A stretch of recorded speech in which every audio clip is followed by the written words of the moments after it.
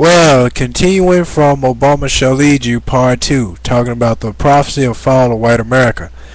Now, real quickly before I continue and explain how and why, this is not something that I'm excited about and looking forward to. I got pom-poms in the air saying, yay, go prophecy. No, this is just truth. And some truths weigh heavier than others, and some people can't accept heavy truth because they so used to accepting light truth. But like I said, let's not get on the milk and let's go towards the meat. And the meat sometimes can be real thick and juicy and hard to digest. And a lot of people can't handle the thick, juicy truth. So it got to get chopped up for them to be able to digest it. Now, moving along, talking about in Obadiah. How I left off from part 1 of this segment is verse 10. Because of the violence against your brother Jacob, you will be covered with shame. You will be destroyed forever. Now, let me explain it real quickly here. Excuse me, a little sniffer in there. Sinuses and all that other stuff. But explain real quickly on that. The violence, it said, because of the violence against your brother Jacob is because of the violence against the slaves. Because you remember in the book of Genesis, chapter 1 or 2, not chapter 1, but I can't quite exactly pinpoint it right now. But in the book of Genesis, on the account when it gets to Jacob and Esau, it talks about how Jacob and Esau should be two separate nations as they jostle one another in their mother's stomach. And the prophecy, there should be two separate nations, two separate people. One should be stronger than the other, and so forth. So when it says because of the violence against your brother Jacob, it means because of the primitive ancestors of modern day white America, which is the descendants of Esau, doing violence against primitive ancestors of modern day black America, against the descendants of Jacob, which is of course black America. So the black portion of the dark skin portion of brown skin came from Jacob's lineage, the 12 tribes of Israel, and of course they were light skinned too as well. But they're just pure red.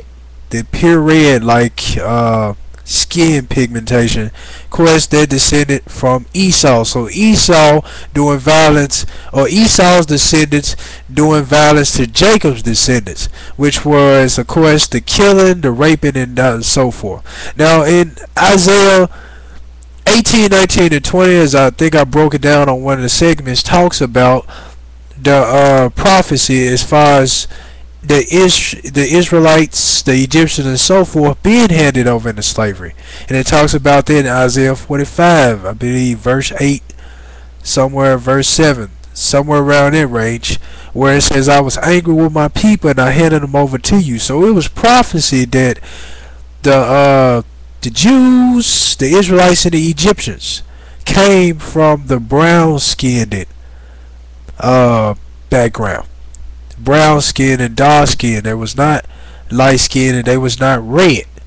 Like I said, the Romans, the Greeks, the Europeans, all that came from Esau. The Jews, the Israelites, the Hebrews came along from Jacob, all the way back, of course, to Abraham. They was brown skinned and dark complected. So I wanted to lay that out there as far as that in particular.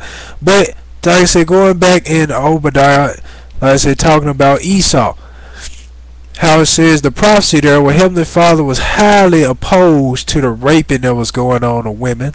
He was highly opposed to the slaughtering of the people. That he did not approve of. He did not, the thing he approved of as far as the punishment against the Israelites, the Egyptians, and the Jews, was the slavery part, them working out in the hot field, happen to be in the hot sun, getting whipped on their back. So there was an almost 400-year whipping that they got for their disobedience. That's why the slaves out there constantly getting whipped all the time. That was a 400-year whooping. Heavenly Father was so upset with the Israelites and the Egyptians that instead of 40 years in the desert when they was roaming with Moses, he added an extra 0, making it almost 400 years of slavery and oppression, and 400 years to get whipped on the back of 400-year whooping. That was the punishment. The raping of children and killing the slaves, hanging them on ropes and this, that was not the punishment. That he was against. He was not for it, and that's where it comes in the book of Obadiah, verse 8.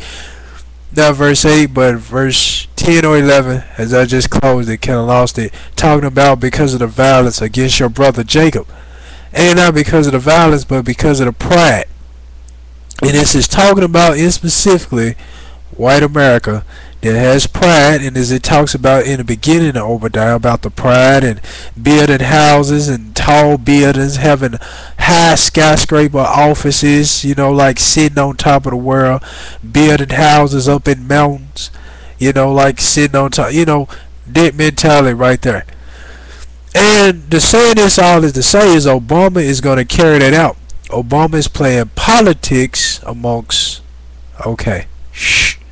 That's something y'all gotta figure out for y'allself. But Obama is the one that's gonna carry out the revenge against the descendants of Esau, which are white American or Caucasian American, because you said Caucasian, the ones up in the mountaintops, like you know, mountains and this is that. Of course, white America. Period.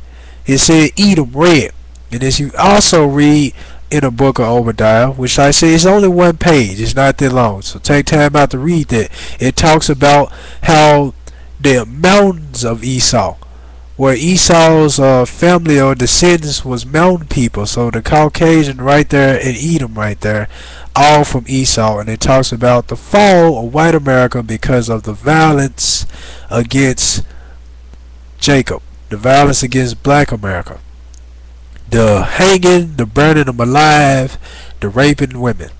Heavenly Father was highly against it. He highly opposed it.